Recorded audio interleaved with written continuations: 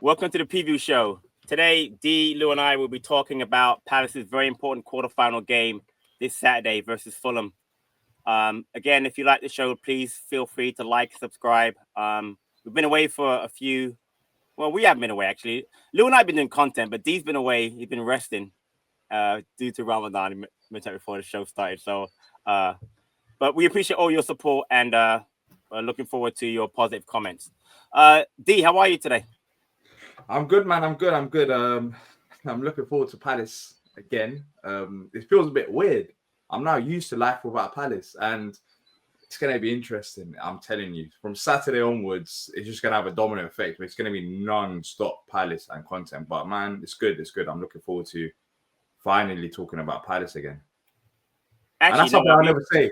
That sounded so generic. That's true. That's why I'm tired. That is true.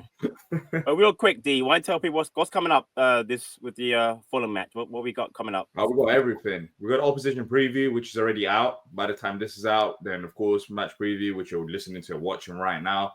Then we've got watch along, match reaction, player rating. So whatever you need. We got the live tomorrow. The live on Friday. Yeah.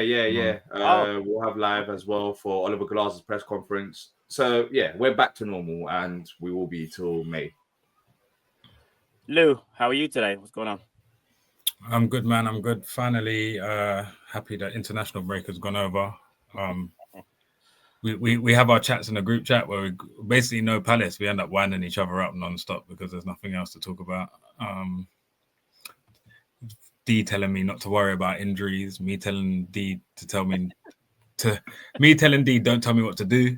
This guy, it sounds like a girl when it says that. Don't tell me what to do. Don't tell me what to do, innit?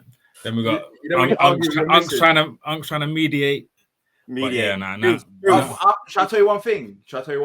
Yeah. You two have been going at it. Don't include me in this. I've been on the sidelines. You and Pat. Not really. No, not like you two go at it. But you're right. I can tell like he's finally like the rivalry is getting. There's no rivalry. Don't do that. Yeah, don't do that. Don't try that. Don't do that. You're trying to don't do that. But yeah, I'm happy to be back and doing proper Palace content, not talking about Sean Grehan and Calvin Phillips. We're back. Sell, loan, sell. Yeah, sell. We're back with the biggest game of the season. I'd say probably the biggest game since maybe the cup semi-final against Chelsea. Looking forward to it Saturday. Me and D, lucky ones who have got tickets. So yeah, man, I'm looking forward to it. I'm nervous as hell though.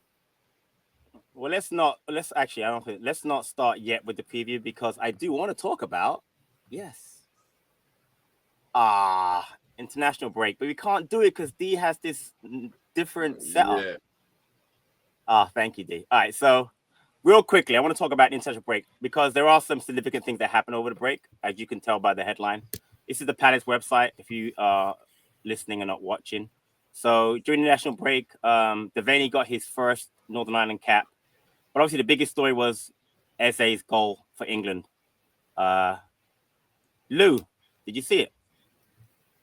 To be fair, I was watching Mad Men with the partner, but the message saying Eze scored, so I quickly flicked it over. I was really happy to see him get his first goal. I think it will do him a lot of confidence going into Saturday. But yeah, I was really happy to see him, and it's weird seeing our two players just casually playing for England and not looking out of place. So yeah, that was probably the highlight of the last 2 weeks. Yeah, the embrace between Gehi and Ebbs was really nice. I want to throw something out there. Actually, there's an Instagram post I saw today. I got to shout out Ebbs. You guys who know who Salt is? I'm sure you guys do. Know the group Salt. Yeah, you know who they are. Is that a food company? No, it's a mute. Come on, it's an R&B group. Are you joking? You don't know who they are? So I thought. Yeah, it's SAULT. Anyway, I thought you said like Salt. I think there's a steakhouse called Salt. No, maybe I'm hungry. Ebbs used them as a track that backed his. They showed the highlight of his run, and they used Salt as the background music. It's a great song. It's called Why. Cleo Soul. Yeah. Oh, Right. I know who that is. I know Louis would know. I mean, I figured. No. Now I know. Oh, now you know. Yeah. You just said Salt. Well, it's Salt. SAULT. That's how that. She's part of a group, but she's Right, she's a single artist as well. Cleo Soul. Yeah. It's a great song. I got it. I got it quickly on Spotify. It's a great song. I really like it. So if you get a chance, it's on I think it's on Instagram. They back that song on Ebbs Run, but it's a great goal. Again, really happy for him. Again, over the break, again, Devaney got his first cap. Kamada got a goal as Japan was the first team to qualify for the World Cup. So congrats to him. And obviously you had the American players, Turner and Richards, had a very bad break. They had a bad break as Lerma and Munoz. They also didn't win a game over the break. So it was a tough break for some of the players. But the most important thing is no one's injured. So that's the best thing. So we no hope. one's injured. So they're not injured. Saar played, obviously. Saar also played for Senegal as they qualified. Not qualified, as they won their 2 games. So it's a good break. So we'll see what happens next. But anything else you want to talk about before we get into the preview, guys, about as far as any Palace stuff? No, I think the biggest thing is no injuries. We've managed to navigate it anyways for now. We'll see if fatigue plays a part, but it seems like there were no injuries. Richards picks up. I think it was a concussion. Yeah, no, it wasn't. He got hit in the head. It wasn't. I watched the game. It was just a precaution. I think it's not a concussion. He'll be fine. Yeah. So I think we're fine. I know Lou was worried about it. I'm going into the break. Back to that game. You did that already. You've already done that. You did it before, and then you brought it back up again. About just let it go. I did like break. I haven't even said anything. I'm just saying, like, Lou was worried about it, but I'm happy. Like, I think it's a genuine. I think it's a genuine worry. I think now it's like I think obviously if you was to pick one player in the team who came back really late and would probably still be able to perform, it would be Daniel Munoz. Yeah, because he's probably doing deadlifts on the plane now on the way home. But I just hope Glasner. I don't know whether that 2-0 win. It's a bit like the Forest Brighton one where Forest beats Brighton 7-0. Like, it'll be a very tactical game. So I don't know. The only worry is will Glasner get enough time on the training pitch with all the players? That's my only other worry. But so let's talk about Fulham first. We were all at that last game, Craven Cottage, a 2-0 win. But I'll go to you first, Steve. What concerns you about this upcoming match against the team we've played already twice this season? It's the unexpected, to be fair, because I don't expect Fulham to be as bad as they were when we last faced them. And now it is a case of how are they going to approach this game? What are they going to change? Because they will change something. I think it was a combination of tactics and also players not performing at their level for Fulham. So I think tactical changes will happen. Will they go to a back 3, which they've done about 3 times so far this season? And we've seen it when Aston Villa tried to match us because Oliver Glasgow got the best out of Unai Emery at that home game. They struggled. They struggled to match our system. So if they go to a back 3, could that work in our favour? Would they stick to a back 4? What adjustments would they make? I think Robinson wasn't as involved as much in that game. I expect him to be a bit more lively going forward. And I think that goes down to Chris Richards, who played well. So there's a lot of combinations and factors to consider. But for me, the biggest worry, as I said, is the unknown. We'll see on the day. But I think Fulham will know how Palace will approach this, whereas Palace don't know how Fulham will approach this, if they were to change anything about. Right. Funny enough, Robinson actually did not play for USA. He came over or was going to come, but they sent him back to Fulham. So he actually got a break over the international break. He wasn't in America for the 2 matches. Raul Jimenez scored the winning goal for Mexico in the Nations League final. It's a last-minute penalty against Panama. So, Louis, what do you say again? Apparently, he's got 4 goals during the international break. He's playing really well. He really is. Louis, besides Jimenez, who else do you think we should worry about on Saturday? I think definitely, like I agree with D. the fact that we beat them 2-0 so comprehensively and out battled them tactics wise, we were better than them. They're really going to have to come with something a bit different. So I think all round, maybe they adjust Robinson's position, or because he's their biggest threat. I think Robinson will be eager to put his stamp on the game a lot.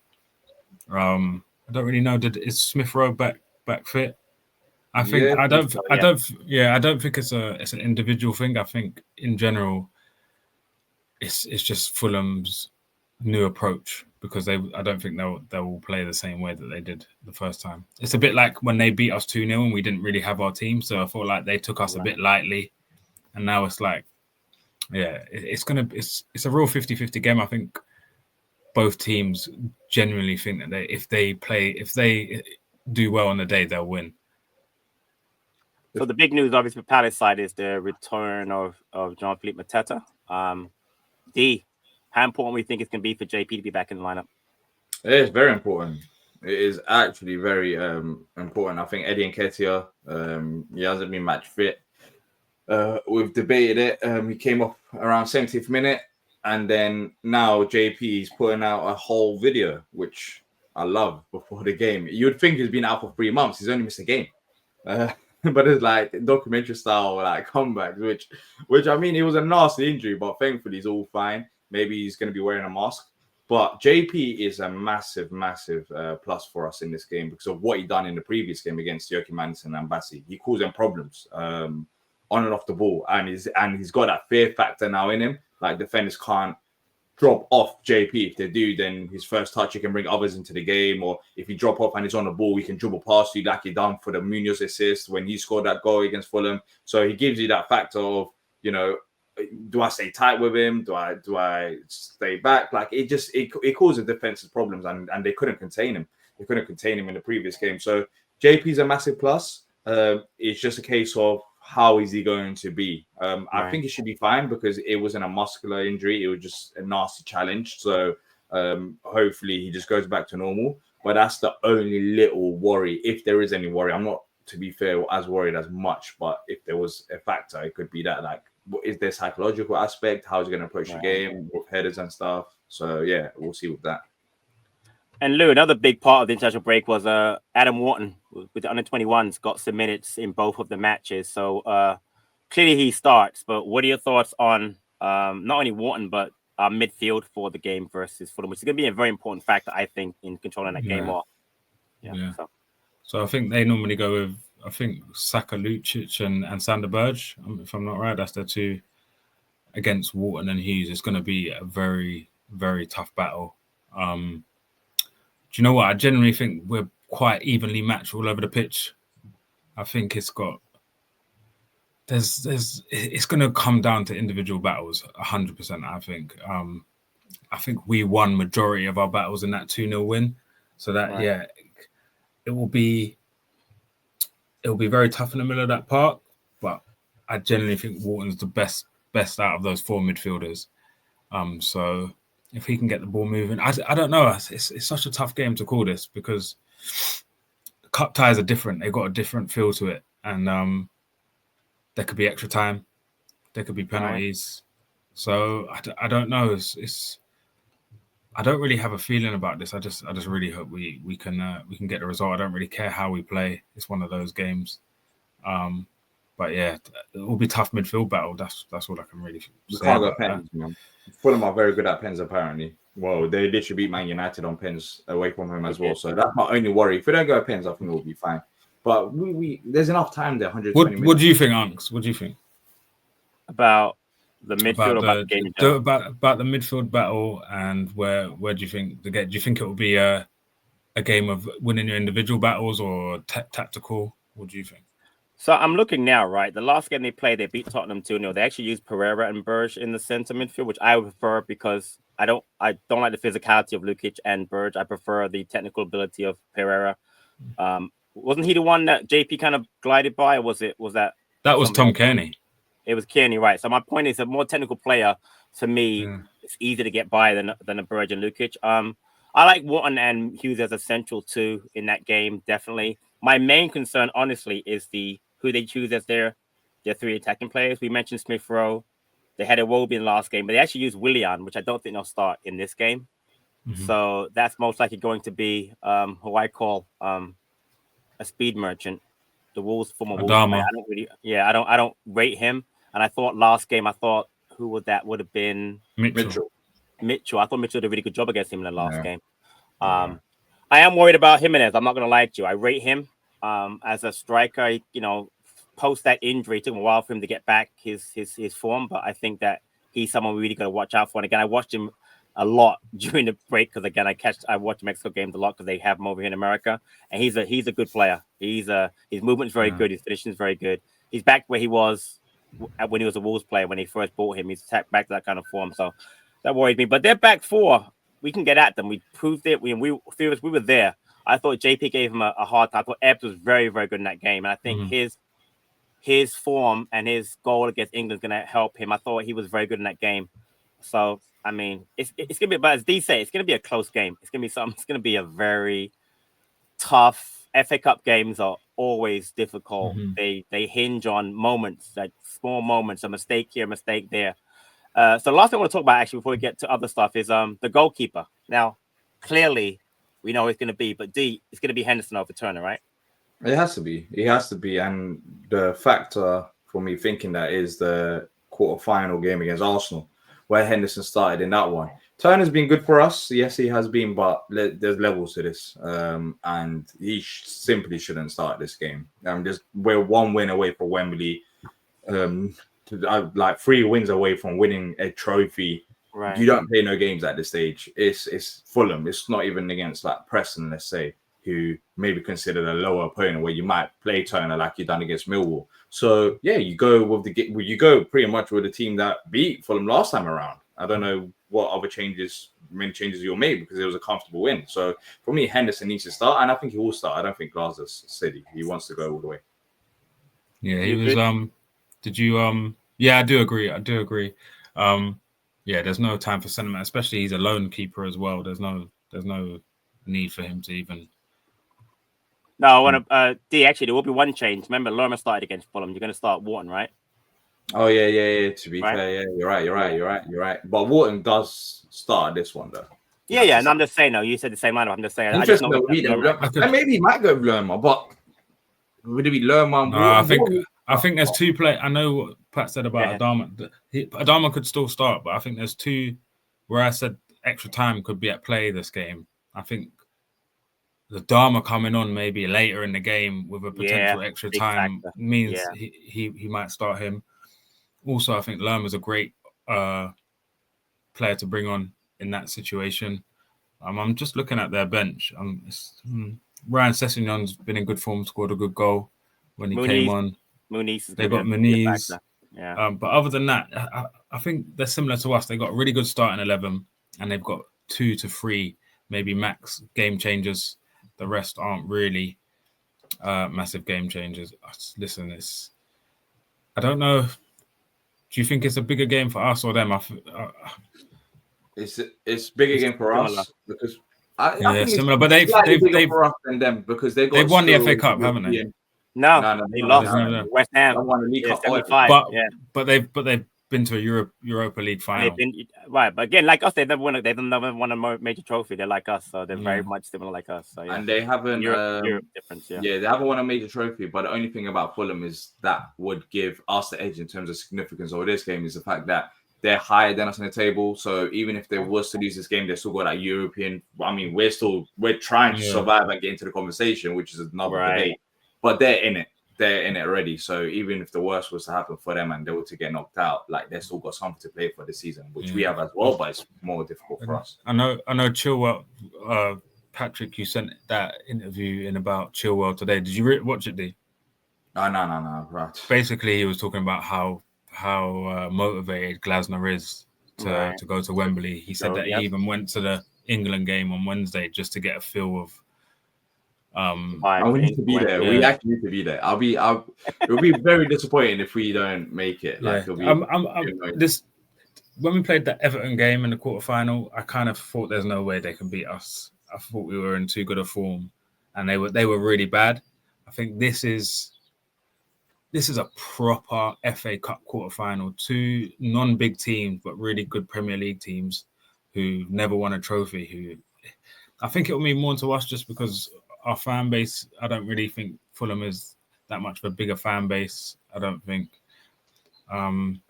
Yeah, and the game's getting closer and closer, and it's just like I think you even saw with how the demand for tickets, how many people there's going to be Palace fans in the Fulham end, Crazy. in the hospitality bit. Yeah, it's just it's a massive game. I don't even know. Yeah, would you say the last big game was Chelsea in the semi-final? That was this is last biggest game. Arsenal quarterfinals was his previous biggest game. But there was something weird about that, though, wasn't there? There felt some. What was it? It was Munoz and Wharton weren't playing, were they? Correct. Oh yeah. Was suspended. Yeah. Wharton wasn't fit exactly. Yeah. That didn't. It felt like that was more wishing on a star than a reality. Yeah, I mean Arsenal away. Yeah, I mean It's not just the Arsenal away. Also the offside goal as well. It's not just Arsenal away. It's the competition as well. The League Cup. It's not our competition. Like we haven't gone to the semi-finals since the Cardiff, and that was I forgot. I was at that game. Well, the first leg of that game. The second leg we lost the penalties. When was that? That's before we got promoted. 2011, 2012. Yeah. Yeah, exactly. So like, it's never our competition. It's an awful ask. But FA Cup, we've been there and abouts. Like I can dream about the FA Cup because we've been in touch and distance. So I think that's the reason why this game and this competition holds more significance for me, anyways, than the League Cup game against Arsenal, which was going to be difficult all around. Yeah. One more thing I want to bring up because Lou mentioned Chilwell. What factor? Because we are probably this break has been good for us because we're at the best part of ours, like our subs, our bench. You know, France is back. SA was on international duty. Deveni was on international duty. Kamada, a very strong bench. What are your thoughts, D, on the fact that our bench might have? Wait there. Might have to. Well, look, the bench has improved as the season's gone on, and there are actual players now which we can rely on, and we've seen that in this run of games as well, where you do have the likes of Kamada coming on at times, and you know, I know we're limited in the midfield department, but in the attacking department, Romanese, he hasn't really played as much, but he came on against Millwall, so the bench is genuinely stronger, and there's genuinely players there which I believe can come on and make an impact. But we saw in the last game against Fulham, like Ben Chilwell, he came off the bench, but he came off the bench to play as a left-sided number 10. So I don't think Glasner's going to complicate it. He's going to go with his strongest team, and the bench players will be utilised depending on how the game goes. Maybe it might depend on penalties. Don't know how good some of these players are with pens. So I'm pretty sure Glasner's done his homework regarding that. And yeah, like we can actually bring on players off the bench that could cause an impact, which we haven't had at Palace for a long time. And it's been one of the most frustrating elements since we got promoted, having players there for the sake of having them there. Right now, it doesn't feel like that. Yeah, true. Louis, before I get into any stats, do you have any final thoughts on the match? Boy, is that this D? You saw what I was like at Brighton, yeah.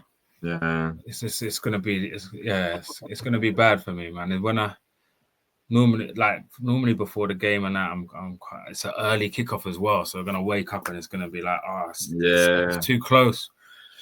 It's like I really want to go back to Wembley, man. I really. You look nervous right now. Honestly, I really, really don't want to lose this game. Yeah. Some games, like a lot of the games this season, I've taken a loss, I've taken the hits, but losing this game, I don't know. We're going to Southampton away as well. That's going to have might ruin the season a bit for me. Yeah, if I'm being honest, that's just me being honest.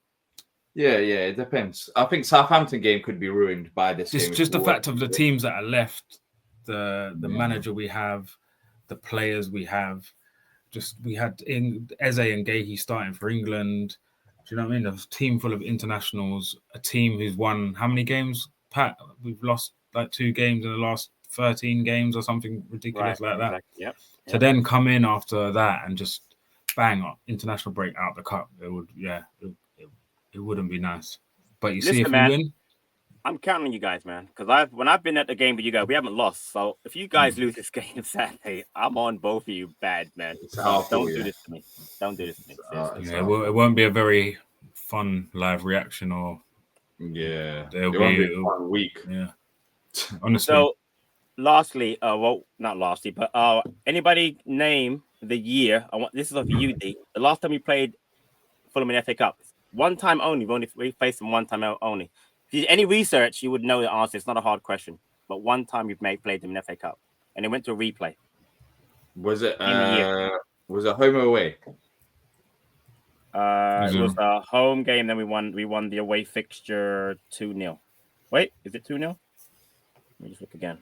He looks like he's looking at Google right now. I can tell the way you're looking at the screen. 1-0. Bro, I saw you looking at the screen, bro. I saw you. I saw the thing change in your eyes. It's on the Palace website. It's on the Palace website. So if you get some website, it's literally exactly like even if I wanted, it's on the Palace website. It's probably 1907.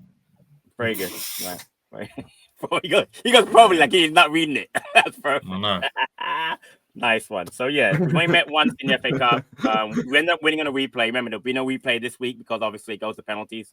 So our last few matches against Fulham, we have 4 wins, 4 draws, and 2 losses. Obviously, one of the losses was this season. You remember the other loss before that? Lou? Fulham loss? Yeah. What was pretty memorable game? If you need help, you can call me. I can help you out. It was 2-2. It was 2-2 at home. Oh, we lost 3-0, didn't we? Bingo. There you go. Yeah. So hopefully, was it Boxing Day or New Year's Day with 2 red cards? Boxing Day. 2 red cards. Yeah. Yeah, 2 red cards. That was bad. We were down bad. Oh, that was after the Qatar World Cup break. Yeah, the break. Yeah, that showing break. That was the start of the dreaded run. On a more positive note, our last quarterfinal game was against Everton under aforementioned Patrick Vieira. 4-0 over Everton. I'll go to Lou first. Lou, first goal scorer was? Gahey.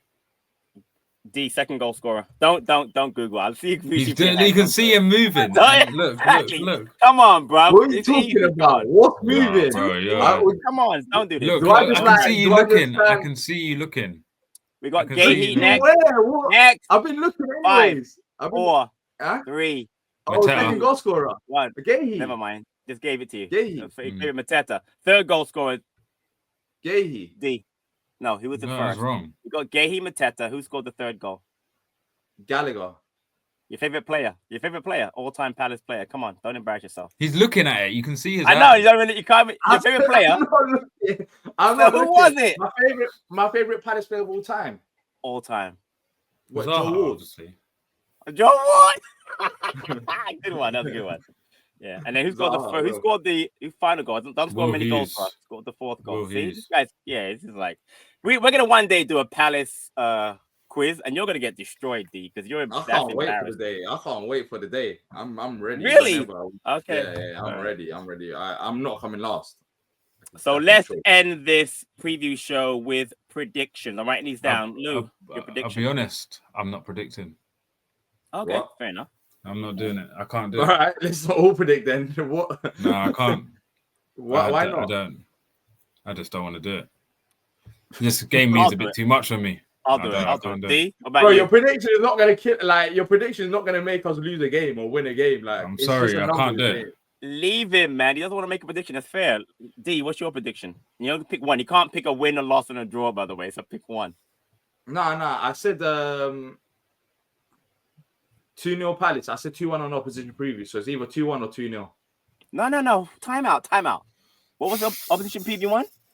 2-1? Then it's 2-1 here. We're not doing that. We're not changing it.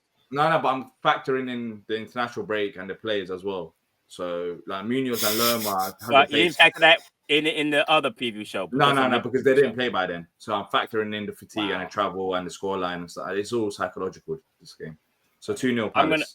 It might be 2-1 as well. I'm going to go 2-1 just to be the same as D and keep it as a single prediction, not like 2-1, maybe 2-0. And it could be 1-0, could be 3-3, go to penalty kicks. I'll go 2-1. Anyway, people, that's it for the preview show. Again, D mentioned there'll be lots of content coming out around this game. There's an opposition preview. There is a match reaction with me. Oh, me and Hambo, I believe we're doing that. Wow, that would be nice. Hambo's back, by the way. People. All right, you missed him. If we win, me and D will call in. But if we lose, don't expect to hear. Yeah, you won't hear from us. Nah, You you gotta call it either way. You can't do that. You gotta be consistent. You can't do that. No. Exactly. This one means a bit too much. All right. And Lou and I were doing a play ratings on Monday because Sunday's Mother's Day again. Happy Mother's Day, all you mothers who are watching the show. Appreciate you, D, you, Lou. Until next time, everyone. Up the Palace.